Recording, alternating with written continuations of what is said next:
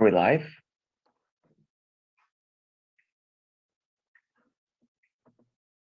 I think you're, yeah, I think you're live. Sorry about that. Good morning, everyone. I hope you have a wonderful Saturday, a wonderful Sunday morning. It's a pleasure to be with all of you here. Today we're gonna have a lecture with Tiago, but before we do that, I invite Sandra to do the initial prayer.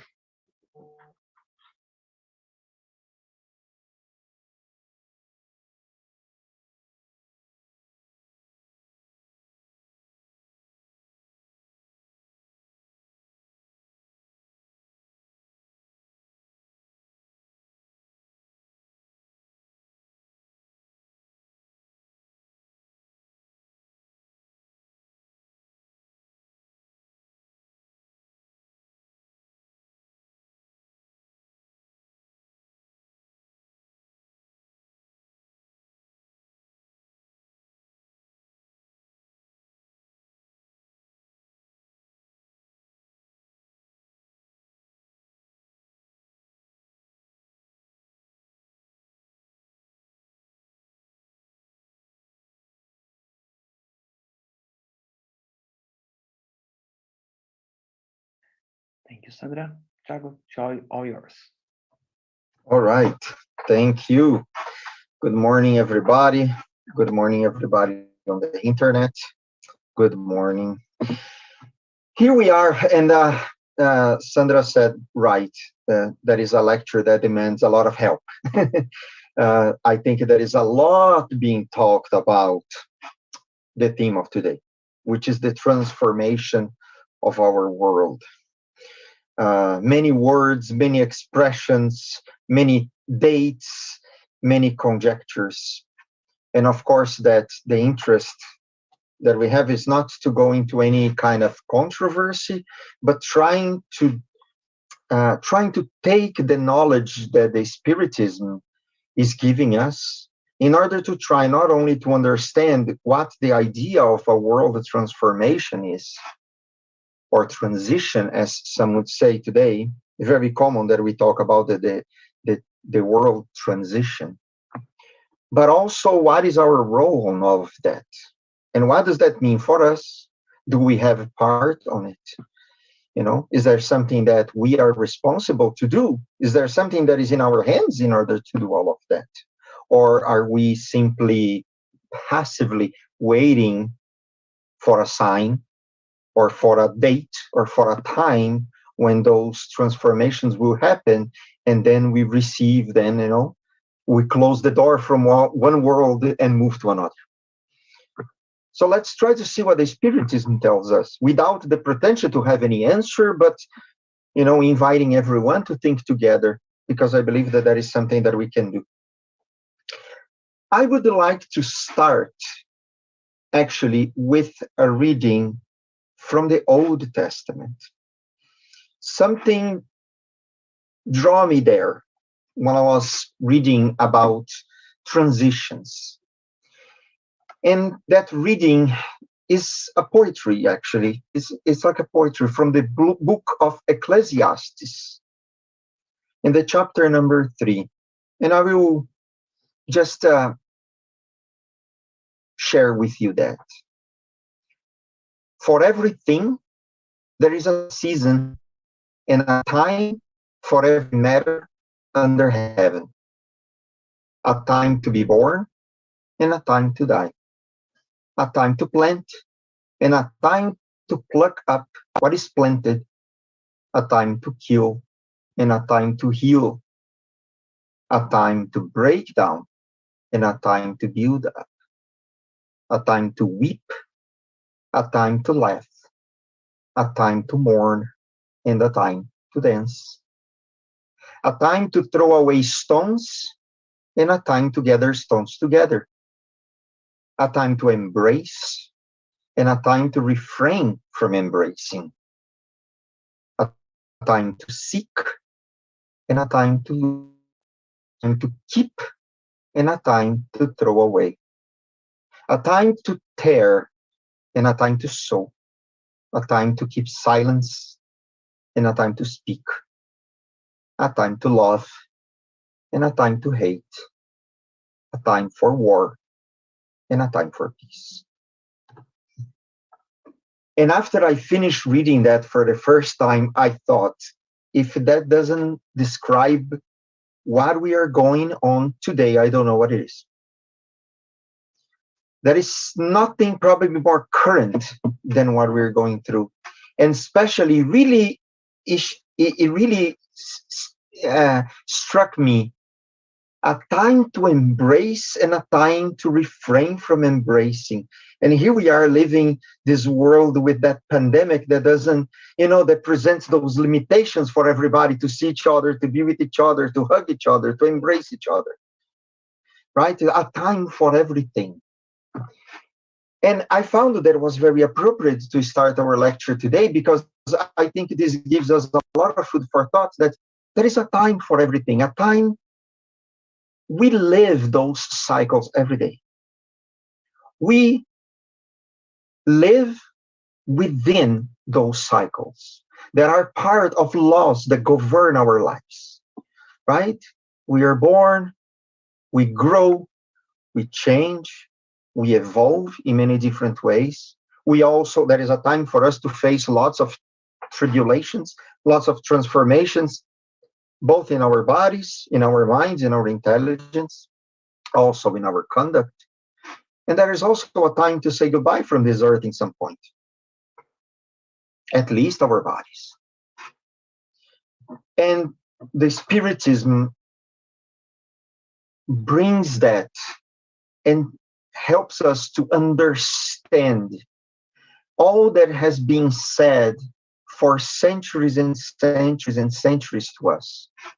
That there are times for changes and transformations, and they have a reason to be. They have a reason to be. Let's start thinking about this world then that changes all the time. All those transformations that happen. And what is then that world that changes so much? What is that universe that changes so much? And in the chapter number 3 of the Gospel according to Spiritism, Allan Kardec helps us to understand more or less the function of that universe that was created by God. And why is that universe created? Why all those worlds, like we're talking about worlds? Why were all of them created? Why don't we have just this one here for us or for whomever else? But no, Allan Kardec helps us to understand that the Father's house is the universe. And here he is referring to Jesus when Jesus says, there are many dwelling places in my Father's house. The Father's house is the universe. And Allan Kardec will continue, the different dwellings are the worlds that revolve in infinite space, offering to incarnate spirit stations appropriate to their advancement.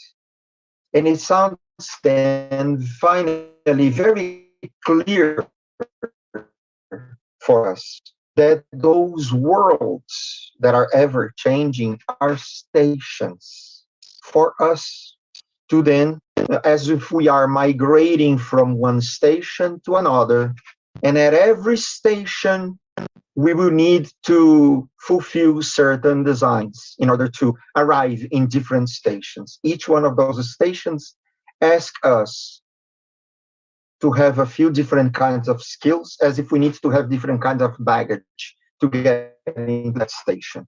So at every point in our evolution, we make transitions that are appropriate and compatible with our level of evolution. So here we can take a few conclusions. Number one, we evolve. And number two, there are also more and less evolved worlds. So we are looking at our own evolution and transformation, our own transition, both as humans, as we are here right now, and also as spirits. And also we have the transition of the worlds that will be appropriate for different spirits in different levels of advancement. Mainly, Allan Kardec would say, what are those stations about? And that which kind of evolution is that? And mainly, he would say, it refers to the happy and unhappy situation of the spirits, right? And the ways that we can perceive that transformation from unhappy to happy, from inferior to superior, from less evolved to more evolved, it is almost imperceptible. It is an infinite degree, infinite degrees that we go through, at every experience that we go through. And that is interesting because this happens both with us as spirits, with a spiritual principle, and also with the worlds. In that case, we're talking about the material principle.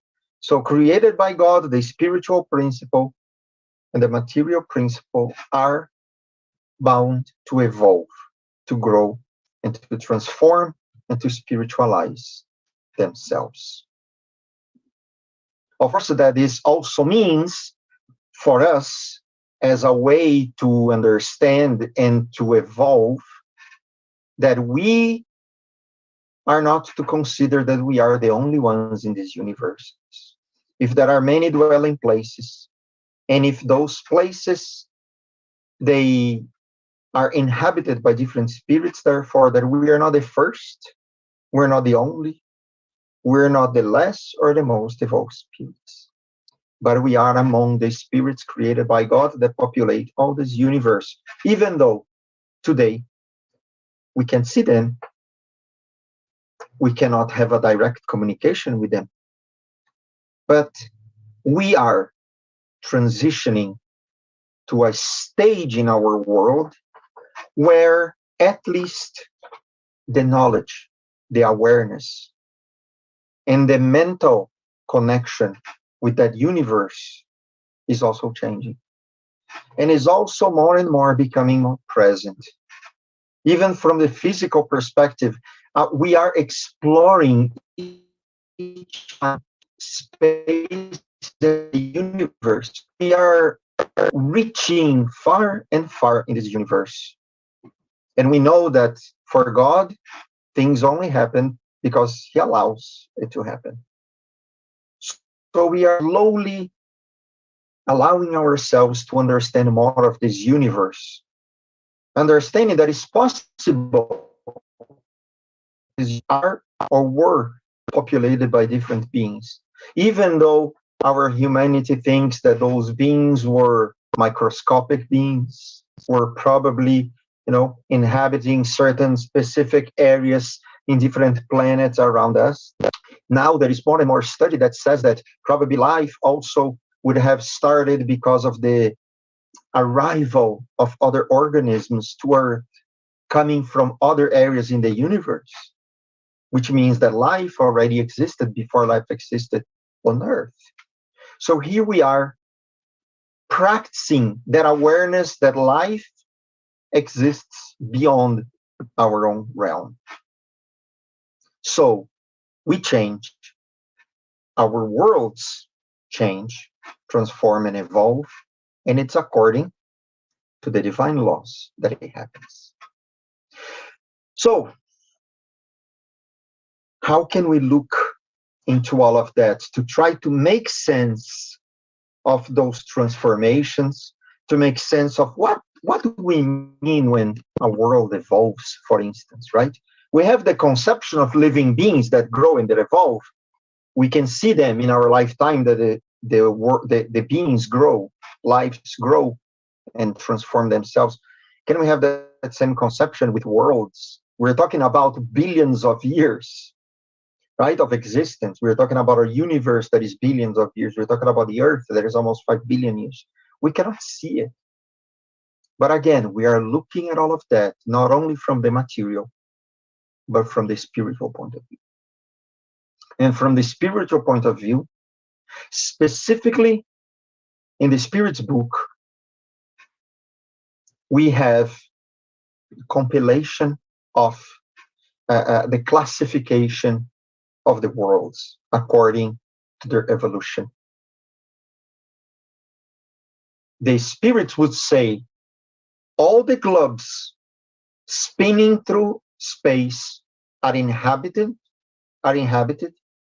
They themselves are far from being unique in intelligence, in goodness, and in perfection. All of that will be diverse in those worlds. The different beings will occupy those different worlds according to that classification. And that classification is, first of all, the primitive worlds.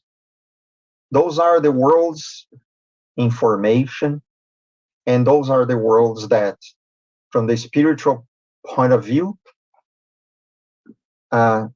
they host some of the most primitive beings that are still very much attached to the need for material transformations, where the cataclysms and the vigorous transformations that go through those planets will then influence the beings that inhabited them immensely. From there, we will have the worlds of trials and expiations. And we know by now that that's where we are. We on Earth then are living in a world of trials and expiations. How can we know that? The influence of matter, the impact that natural phenomena cause in us as people, as humanity, and even in the changes of the globe itself. The moral inferiority still is very present in this world. And if we are to give any example, wars, the fears of wars, conflicts, hatred among beings, the desire for destruction that sometimes seem to be more prominent than the desire for evolution, for growth, for solidarity. The good thing is, we're talking about the transformation. And if we are to think, where are we going from here? So we are going to what the spirits would say, the regenerated worlds, or like we say today, the worlds of regeneration. Originally, I found that those are the regenerated worlds. And what does that mean? Imagine that after a huge period of troubles, when those troubles are over, we can finally give that sigh of relief. It is the world where finally, after a huge period of tribulations, of difficulties, of fears, and of pain, we are able to experience then more relief, more goodness, more peace, more fraternity and solidarity. It is not that the inferior beings and attitudes are not going to be there, but the scale will change, it will shift. There will be more good than bad. But today, even in our perceptions, there is more bad than good. But we are in that transition until the time that finally the world will present to us an environment where good transcends evil. And finally, we will experience the relief of not living in that fears, uncertainties. Of course, we're still going to be in a material world. We're still going to have all the perils that material life will present to us. But we will understand much more what that means. We will have much more perspective that those cycles of material life are needed for us to grow as well. And we understand today that with every change, that is growth, or the potential for growth. Maybe that's one of the moral aspects of those transitions. Maybe in the worlds of trials and expiations, when those material changes happen, we simply suffer, we rebel, we revolt. When we finally regenerate those perspectives, we will understand that those changes are there as lessons, like everything that happened with us. And from there, we'll have the happy worlds, where spirits are way less bound by matter, where there is much more happiness, where more inferior spirits don't have access to. And finally, the divine worlds, that will then be the dwelling places of the spirits that reached the last degree on the scale of evolution, being the pure spirits, completely unmaterialized, and worlds to which we, for sure, don't have access. We only know that they host spirits that live bliss and happiness and connection with God in a way that we are only trying to have a glimpse of. But not to be discouraged, because God doesn't give privilege to anybody. So then all of us have the possibility to walk in the degree of evolution to get there. But first, also for God, there are no leaps. Each step is to be given, so then we can acquire the skills and the knowledge and the evolution necessary to go from station to station. And the next question, after we talk about it, at least for me, there were lots of questions, right? How do those transformations happen? And here again, we can look at those two aspects, the physical transformations and the moral transformations. Physically speaking, in the book of Genesis, in the chapter 9, Allan Kardec will present to us that idea of the physical transformation of the worlds. He would say that physically the earth experienced the convulsions, as he called, of the childhood of earth. All the geological changes that happened that allowed the globe to be today what it is. Even transformations in the crust of the earth that made the continents be what they are today. And now we are experiencing a relative period of stability, much more stability than what happened in the past. That what he calls a calm progress that is accomplished by the regular return of the physical phenomena and the intelligent cooperation of humanity for those phenomena to happen. But Allan Kardec would say, among these physical transformations, there is us actively contributing to the changes that happen as well. And if we change in a negative way, the reaction will happen, and we will suffer the consequences of certain of the influences that we are causing in this negative way. But if we influence in a positive way, the consequence will also exist. It is in the midst of the task of giving rise to moral progress. That's where our world is today, helping us to give rise to moral progress. And Allan Kardec will continue saying that until humankind has progressed sufficiently in perfection through intelligence and the practice of good or the divine laws, the greatest disturbances will be events caused by human beings more than by nature. They will be moral and social transformations rather than physical. We are in a time of transition from being impacted by physical transformations to a time where we're going to be impacted much more by moral and social transformations. That is also a sign of transition that we're going through. And the moral transformation, how would that happen? As the world keeps transforming, we also keep transforming ourselves. Is this happening in one existence? Is it happening 100 years? In 200 years? We know that no, it is not happening like that. It is happening according to the principle of reincarnation. That principle that is absolutely necessary, and it is a consequence of the law of progress. As the worlds keep transforming themselves, we keep transforming ourselves, existence through existence. Let's say that those will be the stations within the stations. We are reincarnating, coming back to Earth, to a different Earth every time, and we also different every time.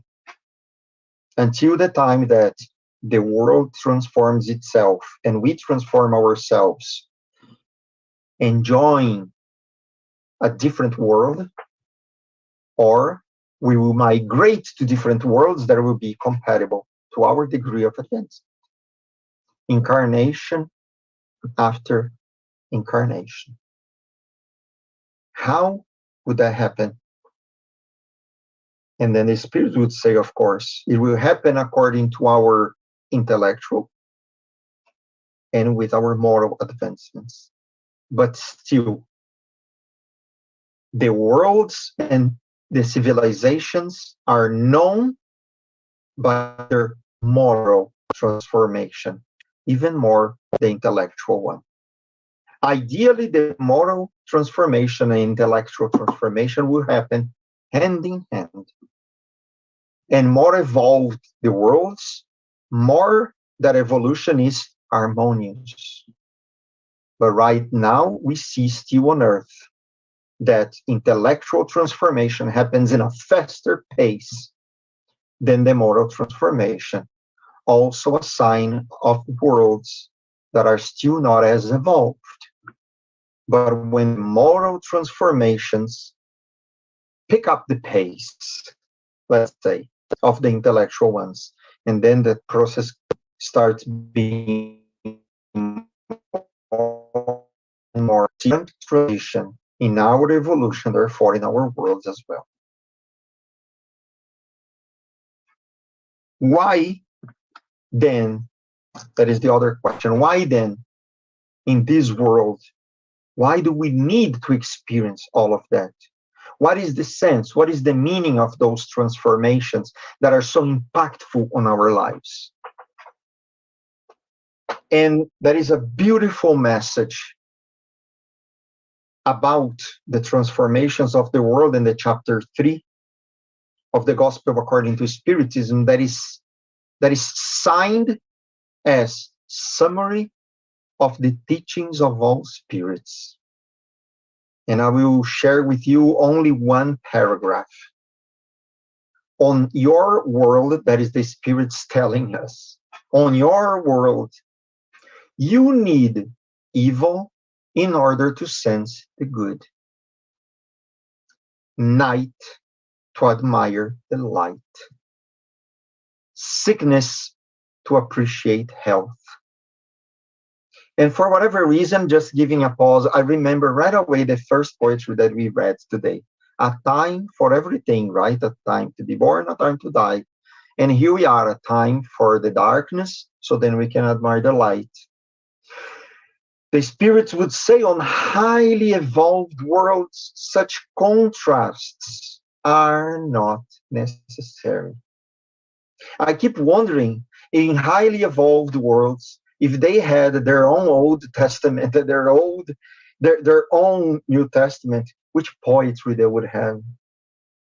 We can have an idea, because the spirits will say eternal light, eternal beauty, eternal serenity of the soul, provide an eternal joy that is disturbed neither by the anxieties of material life, nor contact with evil persons who have no access there. Not only the spirits are telling us what we still don't have, but also are telling us that's where we are headed to. That's what is going to happen when we finally practice more appropriately, more directly, the laws of God, the divine laws, the teachings that Jesus brought to us, when we practice the goodness, when we practice the humility, when we practice the fraternity, the solidarity, forgiving, when we stop raging wars to try to achieve peace, here is the other contrasts that we face. We are still in a world where we wage war to find peace, where we need to hate some in order to love others. I love my people by hating everybody else. And that we are facing that more and more frequently those days. It's really on our faces.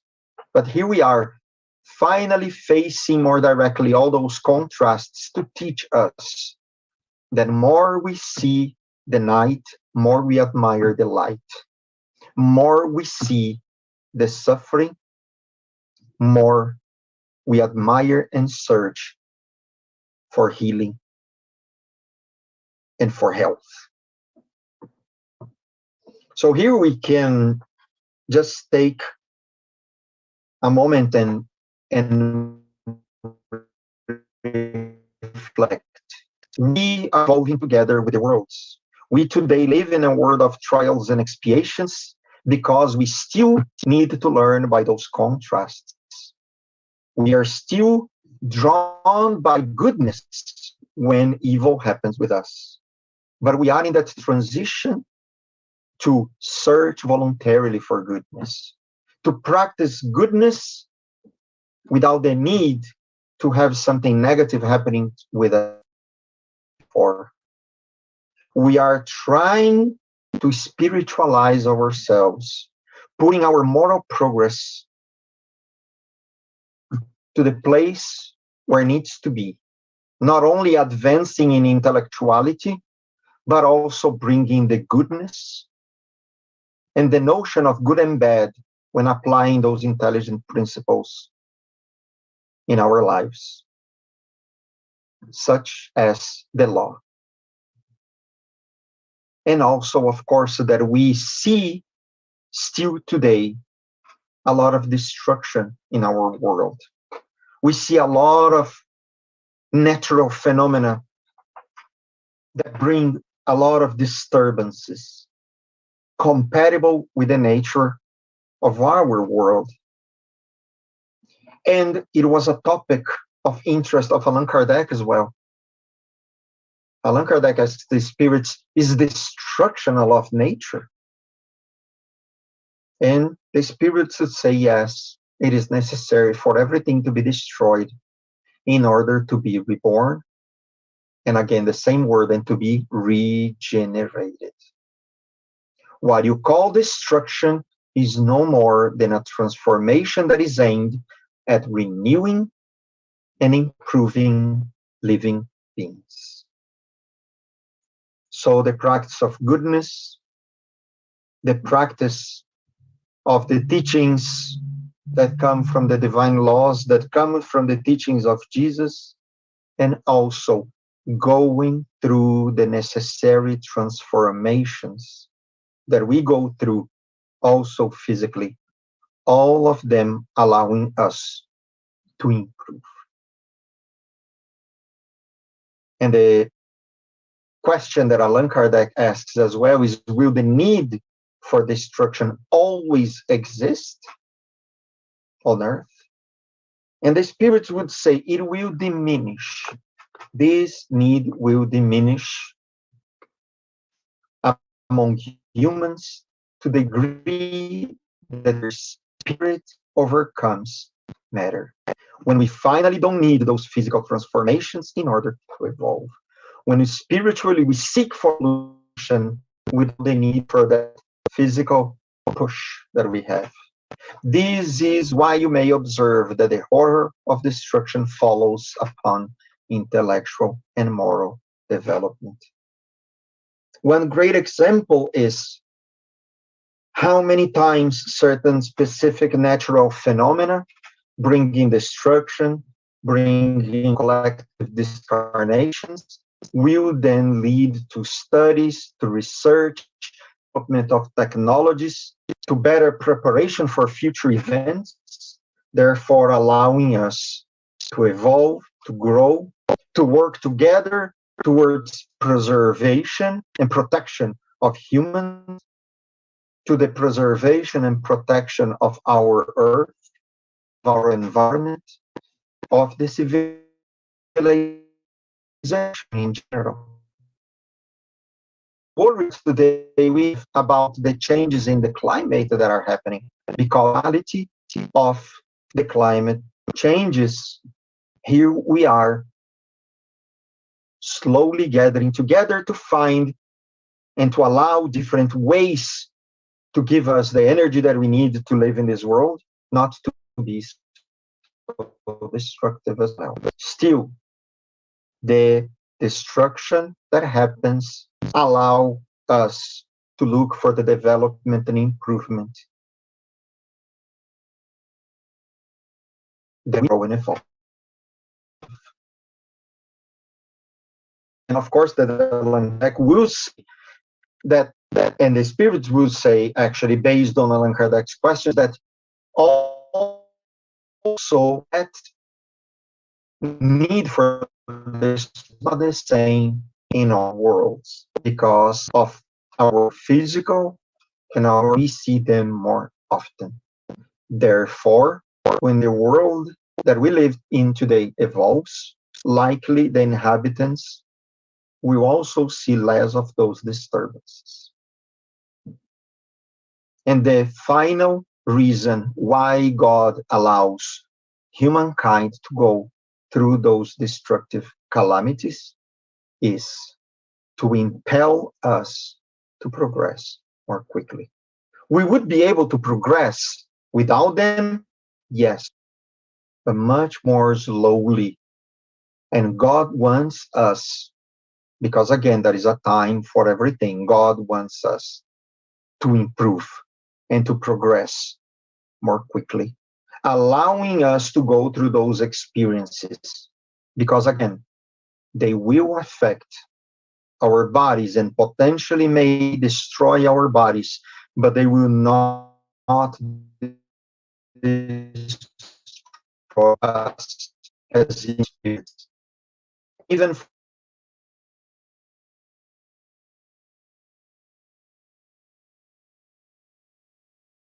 more quickly through those events. What for us are tragedies, for God is means of progress.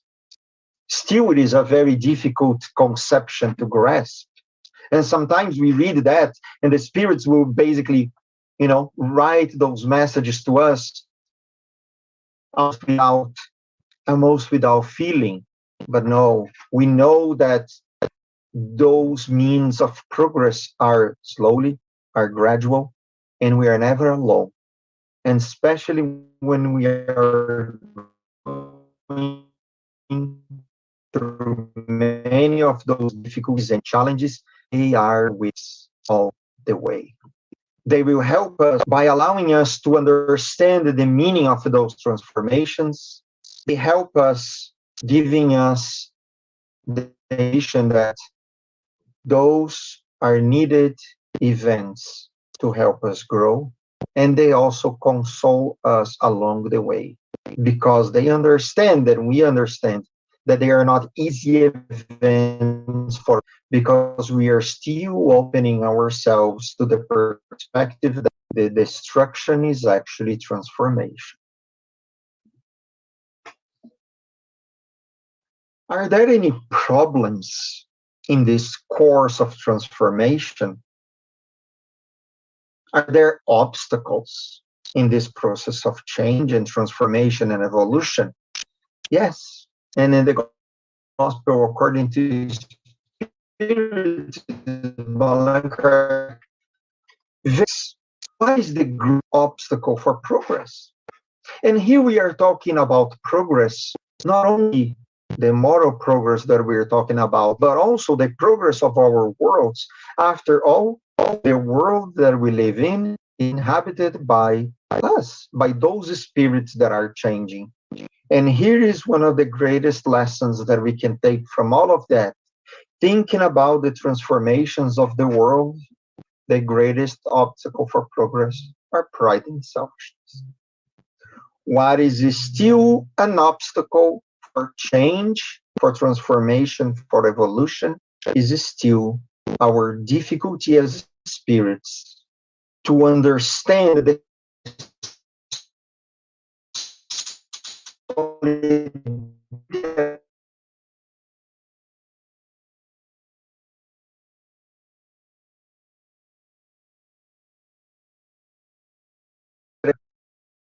and the selfishness that doesn't allow more humans take advantage of the progress that is being developed today. Those are the greatest obstacles for the progress.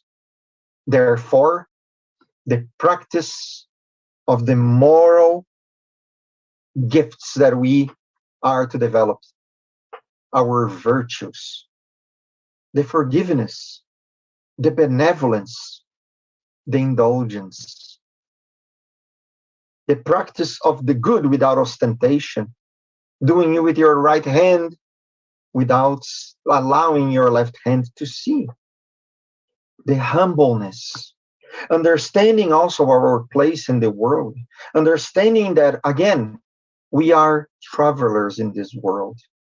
What we have today is concession. God allows us to have what we have today to put to good use. And putting to good use, it is to share. It is to understand that we may have more than what we need. It is to lend our hands, our ears, and sometimes our material resources, if we have them, to brothers and sisters they may not have in that moment, allowing them to grow together with us, to face then the real progress that will happen, not only because of the material changes of this globe, but when we finally evolve, grow, understand our place in the world, and understand everybody's place in this world and in this universe. That's how we can then practice the solidarity among worlds that is already existing, but we are still to be allowed to enjoy. We know that part of this process of transformation and evolution and transition is with the incarnations of more evolved spirits on this earth as well, that accept the challenge to come to us and to help us and to teach us what they already know, because they do this out of generosity. They would not necessarily need to do that.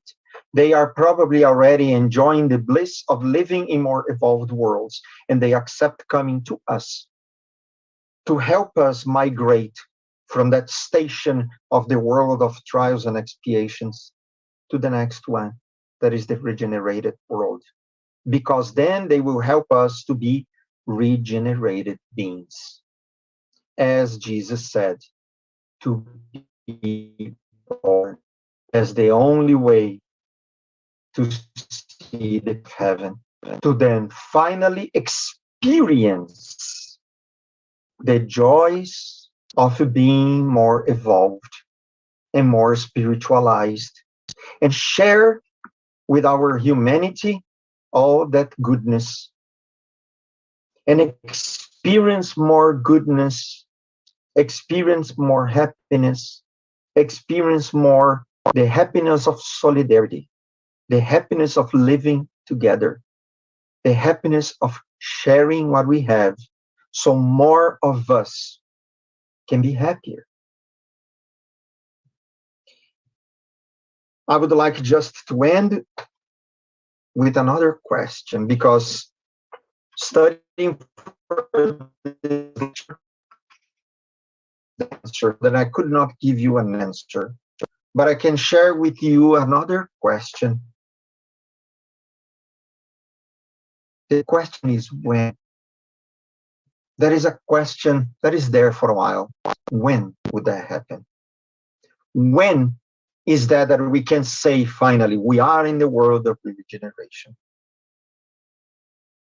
And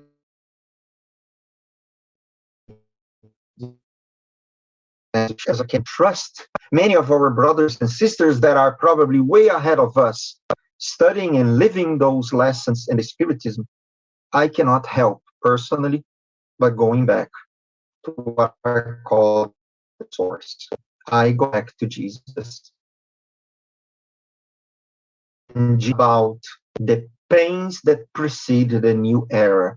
In the chapter 24th of the book of Matthew, Jesus would say, but about the day and hour, no one knows, neither the angels of heaven nor the Son, but only the Father.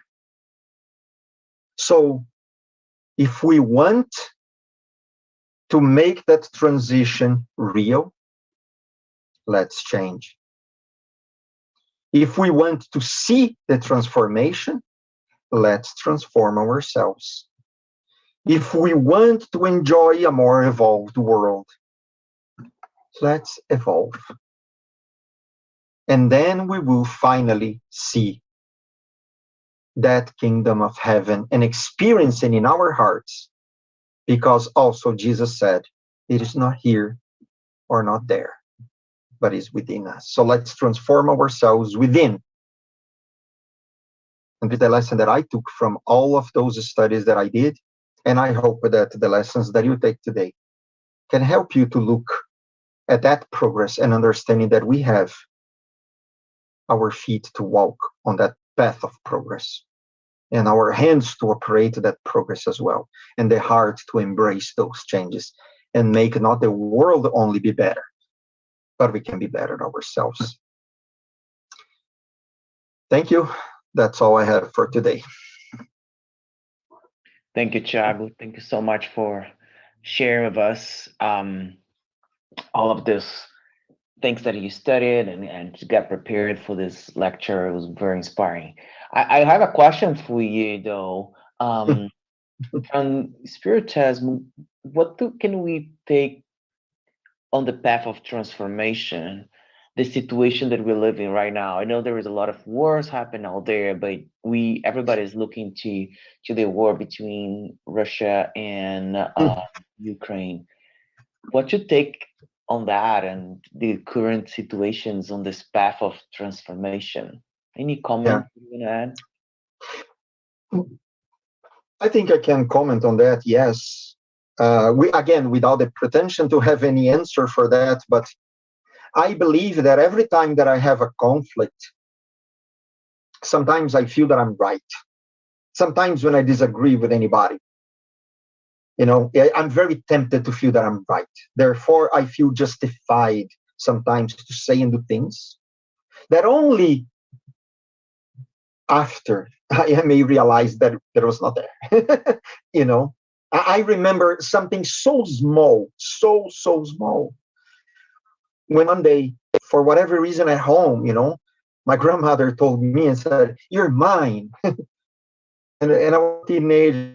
I said, "No, I'm an artist, like I'm free, I'm this and that."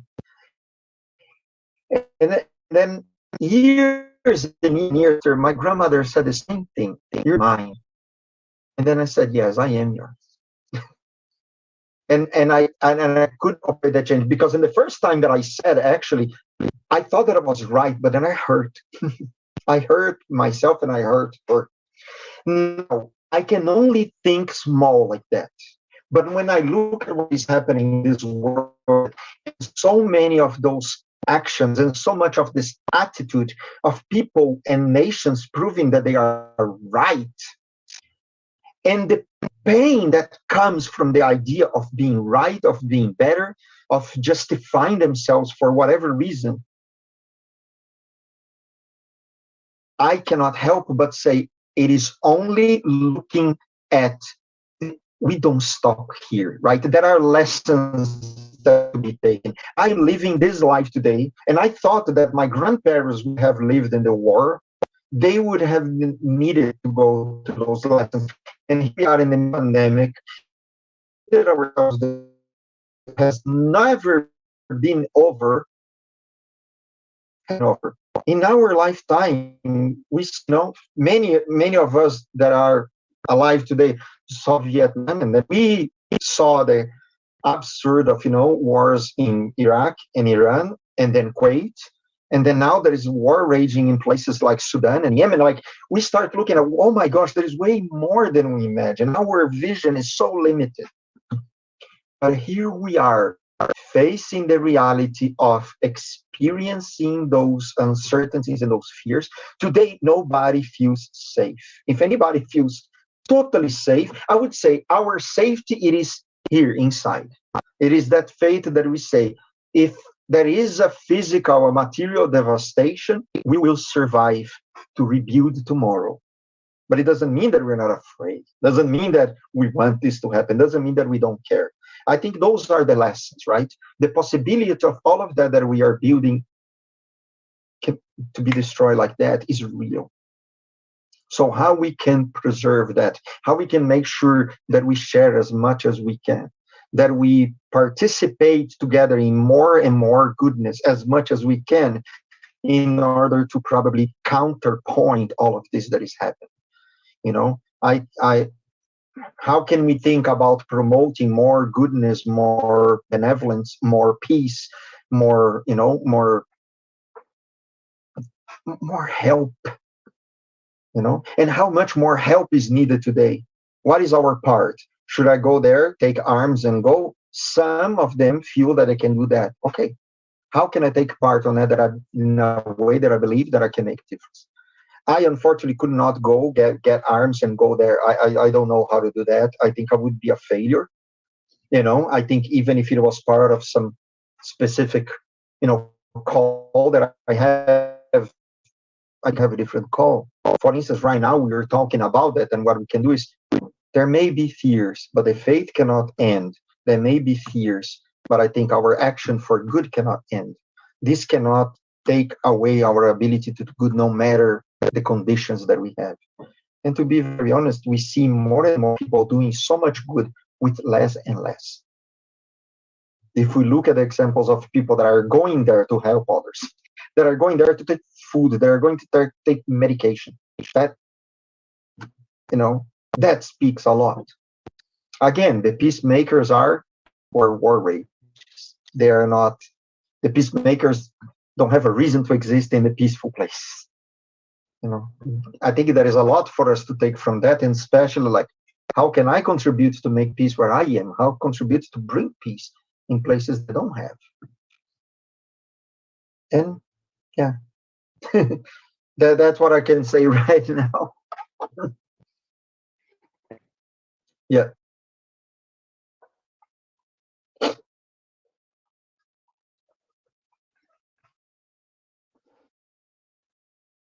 Mm.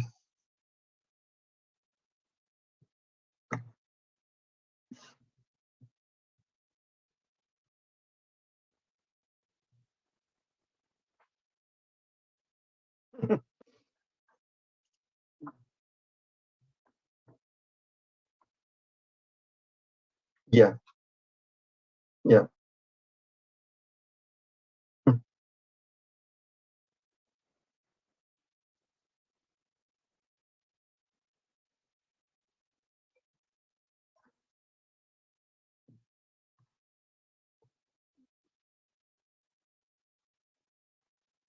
Yeah.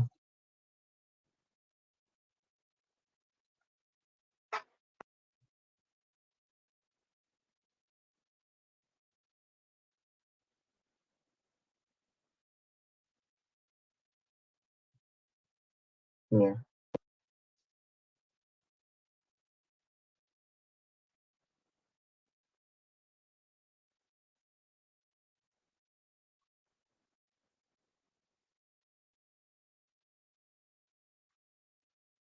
Mhm.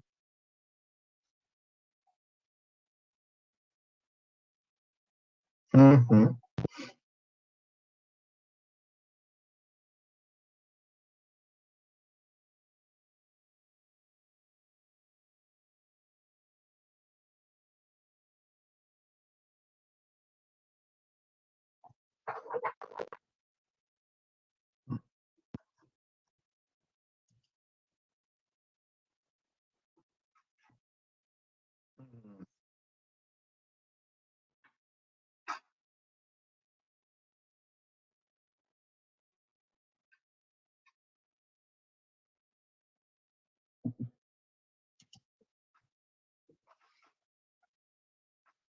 Yeah. No, you're welcome. Yeah. Thank you. Welcome. Yeah. There any other questions or comments that anyone want to make? I'm trying to check if there are any questions in our Facebook or YouTube. It seems there are not, but I'll double check again. But in the meantime, if anyone has any comment, additional comment, question to Tiago. As I used to say when we were on the TSS, I used to say, All right.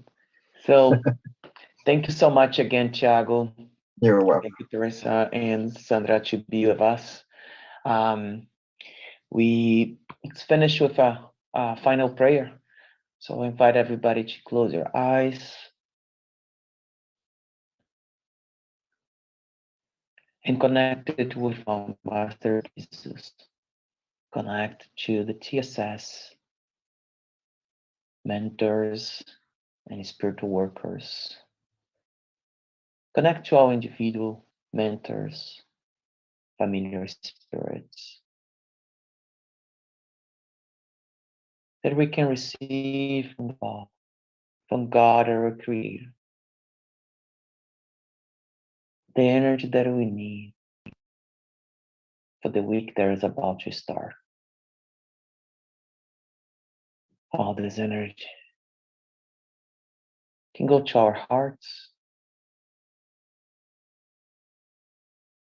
so we can feel as if we are full of love, that throughout the week we can share with those that cross our paths. We thank you, God, for all the teachings of today. We thank you, Jesus, for being with us. And so be it. Right. Thank everyone. Thank you. Thank you. Have a great Sunday and a great week ahead. See you. Thank you. You too. Bye. Bye. Yes, well, hopefully Tuesday night. Let's see. Yeah. Bye-bye. Okay. Bye.